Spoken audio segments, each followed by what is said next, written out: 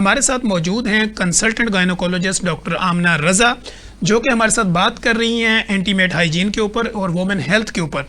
तो अब हम डॉक्टर साहबा से ये जानने की कोशिश करेंगे कि एंटीमेट हाइजीन की जो एडवांसमेंट है वो आज के दौर में क्या है। डॉक्टर साहबा, अगर आप मुझे सुन सकती हैं तो आप ये बताइएगा कि आज के दौर के अंदर एंटीमेट हाइजीन को किस तरह बेहतर अंदाज के अंदर जदीद रिसर्च के मुताबिक लोग अपने ऊपर अप्लाई कर सकते हैं।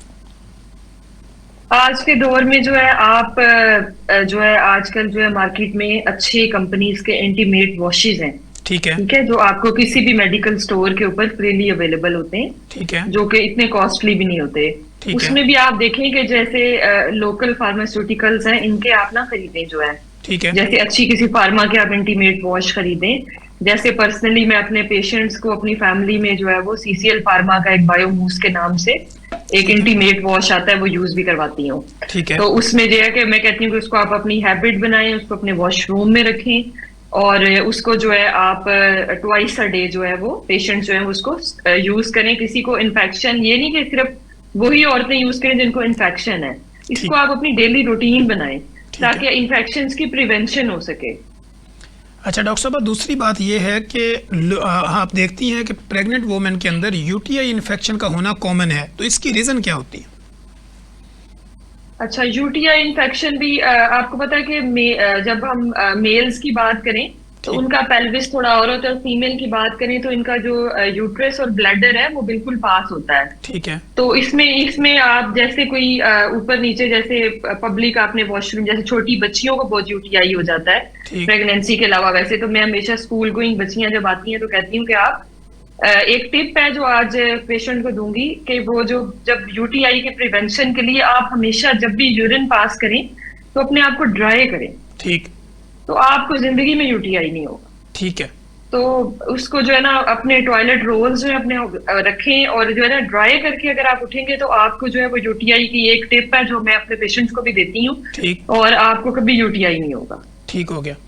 अच्छा डॉक्टर साहब, अब मैं ये जानने की कोशिश करूंगा कि जैसे एंटीमेट हाइजीन के ऊपर हम बात कर रहे हैं तो कॉन्ट्रासेप्शन जब कर रहे होते हैं कि आप ये देख रहे होते हैं कि अपना कोई जोड़ा आगे वो औलाद नहीं लेना चाह रहा या किसी भी तरह का वो उसमें ड्यूरेशन में गैप डालना चाहता है, तो ऐसी सूरत हाल में वो डिफरेंट किस्म के टूल्स का इस्तेमाल करते हैं, तो क्या वो भी एंटीमेट हाइजीन का जरिया बन सकती हैं या उससे इन्फेक्शन होता है? बिल्कुल बिल्कुल हो सकता है, बिल्कुल हो सकता है। तो अगर ये आप जैसे अगर सस्ते मतलब जो टैम्पॉन जो कॉन्डम्स आ रहे हैं मार्केट में, ये आप यूज करते हैं, ज़रा इसका भी फेलियर रेट होता है और ये सारी चीजें इन्फेक्शन कॉज करती हैं। तो फिर कॉन्ट्रासेप्शन में तो फिर डिफरेंट वास्ट चीजें आ जाती हैं ना, तो वो जो उस पर तो फिर बात करें तो उस पर तो लंबी बात होती है। तो आप क्या पूछना चाह रहे हैं कॉन्ट्रासेप्शन पे? अच्छा डॉक्टर साहब, मैं ये जानना चाह रहा हूँ कि कुछ ऐसे टिप्स दें कि जिससे लोग एंटीमेट हाइजीन को बरकरार भी रख सकें और उनको कोई इन्फेक्शन भी ना हो। टिप्स यही है कि आप जो है टाइट अंडरवेयर्स ना यूज करें, टेल्कम पाउडर्स ना यूज करें, आप जो है वो डिटोल का इस्तेमाल ना करें, सोप्स ना यूज करें, बॉडी वॉशेस ना यूज करें। आप जो है वो हाइजीन के जो स्टेप्स मैंने आपको बताए इन सबको फॉलो करें। तो बाकी और जैसे ही आपको लगे कि आपके इन्फेक्शन में कोई बैड ओडोर है या थिक कड़ी, तो आप खुद से दवाइयां ना लें। ठीक हो गया। और ये जैसे over the counter medical store वाले आजकल दवाइयां दे देते हैं कि बाजी ये ले लें वो लें, तो फिर आप अपनी गायनेकोलॉजिस्ट से राब्ता करें। जिस तरह का आपको इन्फेक्शन है वो उसी के मुताबिक आपको जो है वो एंटीबायोटिक्स या एंटी फंगल जो भी है वो रिकमेंड करें। तो ये विद इन अ डे और 2 जो है पेशेंट ठीक हो जाता है इसमें। अच्छा डॉक्टर साहब, हॉस्टल में रहने वाली जितनी भी फीमेल्स हैं दुनिया में किसी भी जगह, तो हम देखते हैं कि वो एक दूसरों के कपड़े भी चेंज करते हैं, ट्राउजर शर्ट्स या इस तरह की चीजें चेंज बिल्कुल ऐसे ही, तो इससे भी इफेक्ट होता है? बिल्कुल ऐसे ही होता है। आप अपने अंडरवेयर अपने ट्राउजर जो हैं वो बिल्कुल जो है वो इस तरह एक शेयरिंग अगर करते भी हैं तो अगर किसी से लेते हैं तो उनको वॉश करके आप दें। ठीक है, उससे फिर आप अपने आप को बचा सकते हैं। अच्छा डॉक्टर साहब, हम वुमेन हेल्थ के ऊपर बात करना चाह रहे थे, तो आज के दौर के अंदर आपकी क्लिनिकल प्रैक्टिस में जब प्रेगनेंसी होती है वुमेन को, तो उसको स्टेप बाय स्टेप आप किस तरह गाइड करते हैं उसकी डाइट के हवाले से और उसकी अपनी हेल्थ के हवाले से? अच्छा, पहले तो जो है प्रेगनेंसी में आपको पता है कि अभी कुछ मल्टीविटामिन है, जैसे कुछ पहले 3 मंथ्स में फॉलिक एसिड होता है जो एक पेशेंट को 400 माइक्रोग्राम जो है एक रिकमेंडेड डोज है, जो एक हर पेशेंट को लेनी चाहिए। कोई रिस्क है या नहीं है, या आपको न्यूरल ट्यूब डिफेक्ट से बचाता है। और कुछ हाई रिस्क पेशेंट होते हैं, जैसे जो पेशेंट जिनको कोई एपिलेप्सी की बीमारी है, डायबिटीज है, या उनका बीएमआई 35 से ऊपर है, वो बहुत मोटी है, मतलब ओबीस है, ठीक। या उनको पिछले बच्चों में उनके कोई दिमागी नुक्स है, कोई न्यूरल ट्यूब डिफेक्ट्स है, तो उसमें फिर हम high dose folic acid advice करते हैं। ठीक। मतलब उसमें हम 5 mg देते हैं इनको। ठीक है। कुछ ऐसी कंडीशन है जिसमें हम थ्रू आउट प्रेगनेंसी जो है वो फॉलिक एसिड एडवाइस करते हैं, जैसे सिकल सेल डिजीज आ जाती है, जो हीमोग्लोबिनोपैथीज होती हैं, थैलेसीमियाज होते हैं, इनमें फिर हम थ्रू आउट प्रेगनेंसी जो है फॉलिक एसिड देते हैं 5 mg। जैसे सिकल सेल वाले जो पेशेंट्स होते हैं उनमें बहुत यूटीआई होता है। ठीक हो गया। अच्छा डॉक्टर साहब, फोलिक एसिड जब आप देती हैं तो आयरन उससे अलग से पेशेंट को लेना चाहिए या नहीं लेना चाहिए, जस्ट फोलिक एसिड पे रहें? अच्छा, फर्स्ट 12 वीक्स में तो जैसे फॉलिक एसिड ही हम एडवाइस करते हैं। अगर कोई रिस्क फैक्टर्स हैं तो हम डुपास्टोन एडवाइस करते हैं फर्स्ट 12 वीक्स में। और अगर जैसे पहले कोई प्री टर्म बच्चा हो गया इनका की वजह से, या पेशेंट का जो है वो क्रॉनिक हाइपरटेंसिव है, उनका ब्लड प्रेशर जो है वो ज्यादा है, तो उसमें फिर हम लोपरिन स्टार्ट करते हैं इन पेशेंट्स को 12 वीक्स के बाद, हार्ट बीट आने के बाद पेशेंट के। और फिर आयरन और कैल्शियम जो है यूजुअली हम 12 वीक से ऑनवर्ड फिर 9 मंथ्स पूरा देते हैं। इसमें जो आयरन है, जैसे 120 mg जो है वो डेली रिक्वायरमेंट होती है एलिमेंटल आयरन की, जो एक पेशेंट को लेना चाहिए।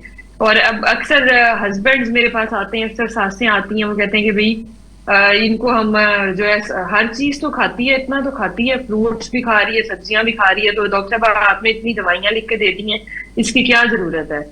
तो अब वो बड़ा काउंसल करना था पेशेंट को, उस टाइम मुश्किल होता है कि जाहिर है एक औरत है, वो एक बच्चे को पैदा करेगी, उसका सारा कैल्शियम तो वो निचोड़ लेगा। ठीक है। तो वो अगर ऊपर से कैल्शियम नहीं लेगी तो फिर पोस्ट ऑप जो है इन पेशेंट्स को, जो अगर नॉर्मल बेशक डिलीवरी हो या सिजेरियन हो, तो इनको जब बैक एक रहता है तो फिर ये सारा मुद्दा जो है ना उस पर डाल देते हैं कि वो कमर में जो टीका लगा था ना उसकी वजह से हमें बैक एक है। ठीक वो है। ये नहीं सोचते कि वो जो पूरे 9 महीने हमने कैल्शियम ही नहीं लिया, उसकी वजह से भी हमें बैक एक हो सकता है। ठीक हो गया। अच्छा डॉक्टर साहब, कैल्शियम, आयरन और फोलिक एसिड इसको बैक वक्त आप देती हैं या बीइंग अ कंसल्टेंट गायनोकोलॉजिस्ट किस तरह इसकी डोज को मैनेज करती हैं? नहीं, पहले 12 वीक्स तो जैसे मैंने आपको बताया कि हम फॉलिक एसिड एडवाइस करते हैं। 12 वीक्स के बाद जब हम आयरन कैल्शियम पे पेशेंट को लेके जाते हैं तो हम कहते हैं कि इसको आप डिफरेंट टाइम पे लें, जैसे एक मील के साथ अपना आयरन ले लें और दूसरे मील के साथ जो है वो आप अपना कैल्शियम ले लें। ठीक है। क्योंकि अगर दो गैस्ट्रिक अक्सर जो है वो अपसेट भी हो जाता है, स्टमक को डिस्टर्ब कर देता है अगर इनको आप इकट्ठे लें। फिर हम बताते हैं कि आप ऑरेंज जूस और इन चीजों के साथ जो है आयरन को लें, जो उसकी एब्जॉर्प्शन को तेज करता है। और फिर अगर आयरन की एक फॉर्म अगर आपको जो है वो नहीं डाइजेस्ट हो रही, अगर आपको बहुत ज्यादा कॉन्स्टिपेशन रहने लग गई है या नोजिया कर रही है, तो डिफरेंट फॉर्म्स में भी आयरन आता है, ferric, ferrous sulphate, different formulations में ही आता है। तो फिर आप अपनी डॉक्टर से राब्ता करें, वो आपको डिफरेंट आयरन पे शिफ्ट कर देगी उसमें। ठीक है डॉक्टर साहब, प्रेगनेंसी के दौरान अक्सर वोमेन जो है वो कंसर्न होती हैं कि मैं हर महीने जो है वो एक अल्ट्रासाउंड करवाना चाह रही हूँ, तो basically being a consultant gynaecologist आप इसको किस तरह देखती हैं और आप ये क्या समझती हैं कि हर महीने अल्ट्रासाउंड करवाना ज़रूरी है?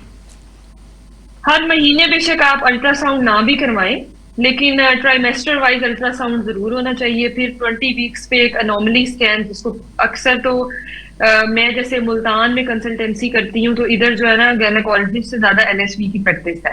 ठीक। तो इसमें जो है वो उनको मतलब इस बात की इंपॉर्टेंस का पेशेंट को अंदाजा ही नहीं होता कि अनोमली स्कैन जो है वो हमारे लिए कितना जरूरी है, ठीक। और वो हमें जो है वो लाजमी करवाना चाहिए। और नॉर्मली स्कैन होना चाहिए, फिर एक फर्स्ट ट्राइमेस्टर स्कैन होना चाहिए। ट्राइमेस्टर बाद फिर कुछ हाई रिस्क प्रेगनेंसीज होती है, इसमें मैंने आपको बताया कि डायबिटिक्स हैं, पेशेंट हाइपरटेंसिव हैं, इनमें फिर हम जो पेशेंट्स के थोड़े विजिट्स जो थोड़े फ्रीक्वेंट करवा लेते हैं।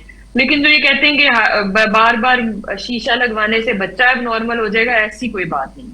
ठीक हो गया। अच्छा डॉक्टर साहब, जैसे कि आप जानती हैं कि अब मौसम चेंज है और ऐसे मौसम के दौरान हम देखते हैं कि प्रेग्नेंट वुमेन के लिए स्पेशल किस्म के हलवाजात और स्पेशल किस्म की पिन्नियाँ, पजीरियाँ और इस तरह की दालें बनती हैं, तो प्रेगनेंसी के दौरान इनका कितना बेनिफिट होता है? बस मैं हमेशा अपने पेशेंट्स को ये कहती हूँ कि आप बैलेंस डाइट लें, इतना ज्यादा आप वेट गेन ना कर लें कि एंड पे जो है वो आप नॉर्मल डिलीवरी ना कर सके बेबी अपना। ठीक है। और आप बैलेंस डाइट लें। फिर आप जो पेशेंट जो है वो बहुत ज्यादा नोजिया और वॉमिटिंग के कंप्लेन करती हैं, उनको मैं हमेशा कहती हूँ कि आप पोर्शंस में अपनी डाइट लें। ठीक। जैसे आप जो है 3 मील्स हम यूजुअली जैसे सुबह का नाश्ता, दोपहर का खाना, रात का खाना खाते हैं, तो मैं कहती हूँ कि इन 3 मील्स को आप 6 मील्स में डिवाइड कर, ठीक है, ताकि वो इस तरह लें। और कुछ लोग कहते हैं जैसे नट्स है, फिश है, अक्सर मेरे पास सासें आती हैं कि ये बड़ी गर्म चीजें ये खाती है, बच्चे को कुछ हो जाएगा। तो इस तरह की चीजें जो है बाहर के मुल्कों में तो लोग स्पेशल कहते हैं कि आप माँ जो है वो नट्स खाए ताकि बेबी जो है वो हेल्दी पैदा हो और इंटेलिजेंट हो। ठीक। तो इसमें ये कि नट्स और फिश और ये सारी चीजें, ये कोई मना नहीं। हाँ, जो चीजें बहुत ज्यादा देसी घी में बनी हुई वेट गेन करें उनको आप अवॉइड ही करें तो अच्छा। ठीक हो गया। यहाँ पे डॉक्टर साहब मैंने देखा है कि सासें जो चीज़ महंगी होती है वो कहती है ये बच्चे के लिए नुकसानदेह है, तो इस वजह से भी वो ऐसा ही शायद है। बहू को देना नहीं चाह रही होती। अच्छा डॉक्टर साहब, मैं ये जानना चाह रहा हूँ कि प्रेगनेंसी के दौरान ब्लड प्रेशर का हाई होना, इसकी वजूहात क्या है? अच्छा, एक तो ब्लड प्रेशर होता है जो पहले से एक औरत है उसका ब्लड प्रेशर हाई रहता है, ठीक है। ठीक। और एक ब्लड प्रेशर है जो 20 वीक्स के बाद रेज होना शुरू होता है, जिसको हम प्रेगनेंसी इंड्यूस्ड हाइपरटेंशन कहते हैं। ठीक। और एक जो पहले से होता है उसको हम अपनी जुबान में क्रॉनिक हाइपरटेंशन कहते हैं। ठीक। फिर कुछ मेडिकेशन ये लोग ले रहे होते हैं, जैसे इनकी प्रेगनेंसी पॉजिटिव आती है तो हम इनको प्रेगनेंसी सेफ ड्रग्स पे शिफ्ट कर देते हैं ठीक। कि जो वो सेफ है। फिर उनकी ब्लड प्रेशर मॉनिटरिंग होती है, उसके हिसाब से फिर हम उनकी ड्रग्स जो है वो ऊपर नीचे करते हैं। वजह तो इसकी जो है वो इडियोपैथिक भी हो सकती है हाइपरटेंशन। फिर जो है आप बहुत सारी वजूहत हैं, कोई किडनी डिजीज पहले से पेशेंट को चल रही हो तो उसकी वजह से भी हो सकती है। तो इसमें वास्ट जो है ना काफी वजह हैं जिसकी वजह से जो है वो हाइपरटेंशन पेशेंट को हो सकती है। डेंजरस तब होता है जब इनके यूरिन में प्रोटीन्स आने लग जाएं, ठीक है।